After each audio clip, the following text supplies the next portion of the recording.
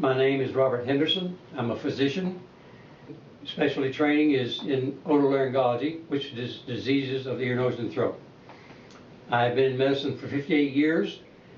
That includes 4 years of medical school and 1 year working in college at a funeral home picking up bodies at night.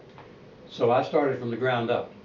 I went into the military after graduating from medical school and spent 20 years, 3 years in the Special Forces, 1 year in Vietnam, and then I went into residency training at Brooke Army Medical Center in San Antonio, Texas. I spent 20 years in the Army and retired after serving 7 years at Walter Reed as chief of the residency training program, and I've been in private practice in Maryland ever since. As an otolaryngologist, I see a lot of patients coming in complaining of what they feel is postnasal drainage. They have been treated by other physicians for sinus infections. They have been treated for allergies, taking different pills, doing nasal washes and nasal sprays of steroid kinds of medications, but having minimal relief from this. We need a little bit of a background on what's happening to the nose that has to do with physics and physiology. The nose produces 1.5 quarts of mucus every single 24 hours. This mucus is a constant flow. It flows down into the throat, and normally it is swallowed every 40 to 45 seconds. As an example, contrary to this, our kidneys make 1.5 quarts of urine every 24 hours, which drains down the ureters and is collected in the bladder and stays there until we can conveniently go empty our bladder. There's no bladder in the throat, so this 1.5 quarts of mucus has to be swallowed unconsciously by the esophagus normally operating. It's when the esophagus is not operating quite properly that the mucus collects in the throat, and then it tries to go into the windpipe.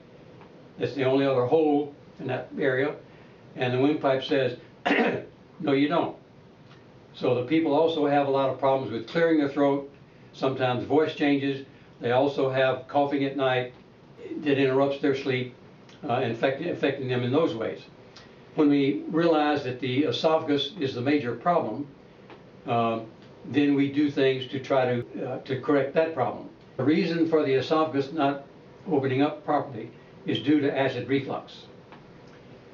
Unfortunately, acid reflux are caused primarily at night, and it is not associated with indigestion or heartburn necessarily, so it's called silent reflux. When the valve between the stomach and the esophagus is not working correctly, the mucus can leak up the esophagus from the stomach, get into the back of the throat. This sends a message to the brain that there's something foul coming up into the throat. And if it gets into the windpipe and is breathed, then we can get aspiration pneumonia, we can have other problems. So to prevent this, the esophagus sends a message to the brain that there's something bad coming up. And so the body is aroused out of the restorative level of sleep so that it will naturally swallow the mucus back down instead of it going into the windpipe. This happens many times during the night, and people may be sleeping all night long, but they wake up tired as they were went to bed. Their sleep is very inefficient. So the acid reflux is causing the esophagus not to remove the normal flow of mucus from the sinuses in the nose to be swallowed, to go down into the intestinal tract. The purpose of that 1.5 quarts of mucus has to do with filtering the air of all the bacteria and pollens and things like that. It also has to warm the air to 98.6 degrees Fahrenheit. It also has to raise the relative humidity of the air to 98% so that lungs don't suffer damage from very dry air and also from very cold air.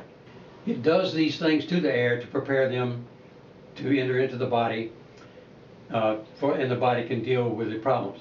With the bacteria and the viruses and things that are caught in the mucus, it goes down into the intestinal tract, which is our primary immune system organ, and then the body can identify what it has to do to make antibodies or to set the immune system up to correct or to get rid of whatever's coming in there.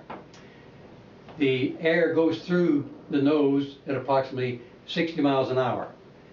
And during this period of time, it does those three things: humidify it, filter it, and warm it so it go into the body without causing any problems. This is all leading back to the point that the acid reflux is interfering with this process of removing these stuff from the air and going into our intestinal tract. This is caused by acid reflux. Primarily, the acid reflux is associated with two things. One of them is a hiatal hernia, and a lot of women remember that during the latter stages of pregnancy they had a lot of problems with indigestion, heartburn from the pressures, and sometimes the valve between the esophagus and the stomach leaks because of that aggravation. The other problem is gluten. Gluten is a primary cause for acid reflux. In order to correct these problems, to get rid of the irritation, a person would have to go on a gluten-free diet, and they would need to raise the head of the bed 4 inches, because we know water doesn't run uphill. 4 inches raising the head of the bed, not your head in the bed. This means you have to put something on the floor under the legs of the head of the bed that is 4 inches raising the head of the bed. So there are two things that we can do that will improve our health without having to take a bunch of pills. First of all, we need to raise the head of the bed 4 inches. We do that by placing something on the floor. The most inexpensive way is to go to Home Depot and buy 4 bricks. A brick is 2 inches thick, 2 bricks is 4 inches thick. 4 inches is the height that you want. That's the mechanical part. Water doesn't run uphill, acid's not going to climb up in your esophagus from that side. The next thing is to avoid gluten. Gluten is a protein that is in anything made from wheat, rye, or barley. This includes most of the breads and the cereals and the pastas. Unfortunately, beer is made from barley, and gluten is found in wheat, rye, and barley grains. There are gluten-free beers, there's gluten-free cereals. I'm sure you've all seen the gluten-free bread sections in every single grocery store. So changing to gluten-free products and raising the head of the bed are the two really simple things you can do to improve your overall health. The next discussion will get into reviewing some of the problems with acid reflux itself and what we can do to resolve that problem.